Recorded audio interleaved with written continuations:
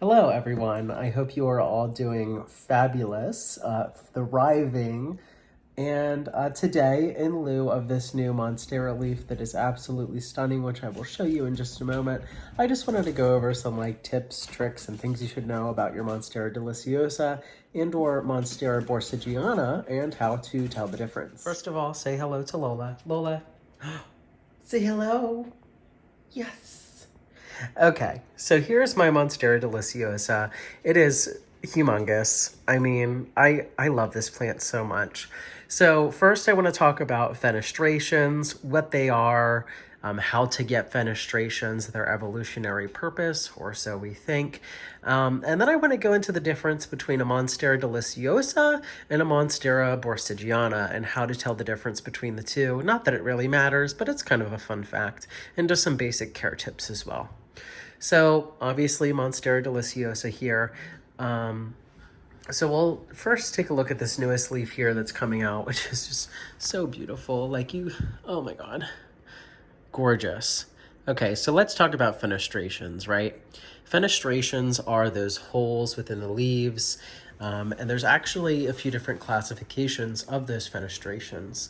So if we look on the most immature leaf here, the oldest leaf on this plant, we can see that it just has primary fenestrations on it. If this was a very immature Monstera deliciosa or borsigiana, this is just going to be a solid kind of heart-shaped leaf. It's not going to have any of these openings in there. So these are our primary fenestrations. And fenestrations happen over a period of time. And as the plant matures, especially in more ample conditions, you're going to get more dramatic fenestrations. As we can see here, the next leaf, that is the next to oldest, has a little bit of a fenestration here. These are called secondary fenestrations.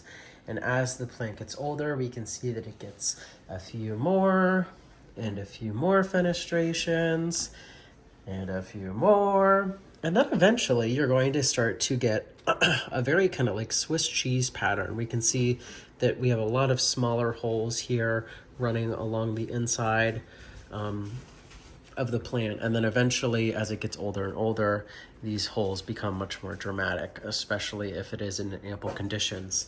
Now, these holes are going to be called tertiary fenestrations, and they happen at the most mature stage of the plant. What are we barking at? Huh? Do we hear something? Yes. Okay. So if you don't have fenestrations on your Monstera, it's not a big deal. Make sure you're giving it a lot of light and make sure that you are patient with the plant. It takes time to go from primary fenestrations to secondary to tertiary. So be patient, like I'm saying. This whole process, I've had this plant for, I think, 3 years now. And I want to say, I don't think that it had this leaf on it whenever I first got it. It just had like 2 or 3 smaller, very immature leaves. So this is like a 3-year growth period, getting pretty ample light, but it totally depends on the conditions you're giving the plant. So now that we talked about fenestrations, actually let's talk about the evolutionary function of these fenestrations, or so it's thought.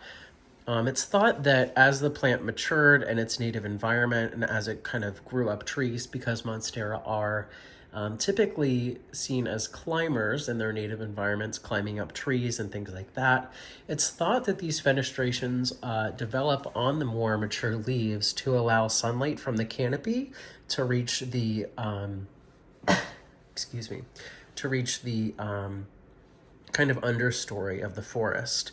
So that is very interesting. It allows more light to pass through and reach the leaves below. Super fascinating. Maybe I'm a nerd. But why would you be here watching this if you weren't also a little bit of a plant nerd? Okay, so let's quickly talk about the difference between a Monstera borsigiana and the difference between a Monstera deliciosa. So it's very, very difficult, as with many plants, to tell the difference between two different species whenever it's immature. So if we were to take a look at the back of the leaf of this deliciosa, we can see that it just has, I'm totally losing my train of thought as to what these are called, but we can see it's like a pretty much a smooth surface. And borsigianas will never look different than this, no matter how mature they get. Now, if we were to look at a more mature leaf on this plant that has more of those tertiary and secondary fenestrations, if we look at that same spot, we can see a lot of ridging along this base here. And what this actually serves as is kind of some slack in the petiole itself to allow the leaf to turn more towards the light in whichever direction that is. That is a distinguishing feature of the Monstera deliciosa when compared to the Borsigiana. So the Borsigiana will never have the ridging right here, which is an interesting fact. And I don't believe that you can really find any kind of variegated Monstera deliciosas. All of them are Borsigianas. So that's something that you should know as well. But as for the care of these plants, I do have a full care guide. This was just more of a fun fact video, but lots of bright indirect light. These guys can do okay in more of a low light scenario. They're probably not going to get fenestrations nearly as quickly, and they probably won't mature nearly as quickly either, but they can stay dormant in a lower light scenario for quite a long period of time. Through the growing season, you definitely want to make sure that you are keeping that soil relatively moist, especially if you are giving it a lot of sunlight or a lot of bright and direct sun, I should say. And through the winter months, you can certainly let the soil dry out pretty well. These aerial roots, the purpose of these aerial roots is just to search for more water and nutrients, and also to stabilize the plant as it grows up things in its native environment. You can certainly chop off those aerial roots and it will not hinder the growth of the plant whatsoever, or you can just let them grow as long as you want, or you can lead them back into the soil like I have done with many of them there. But I hope you learned something new. Monstera is like one of my favorite genus, and the Deliciosa or Borsigiana I think is just such a beautiful plant, especially whenever it gets those secondary and tertiary fenestrations. You can't beat it. You really can't. But I hope you all have a fabulous rest of your July and a good rest of your summer, and I hope to see you all very soon. Bye.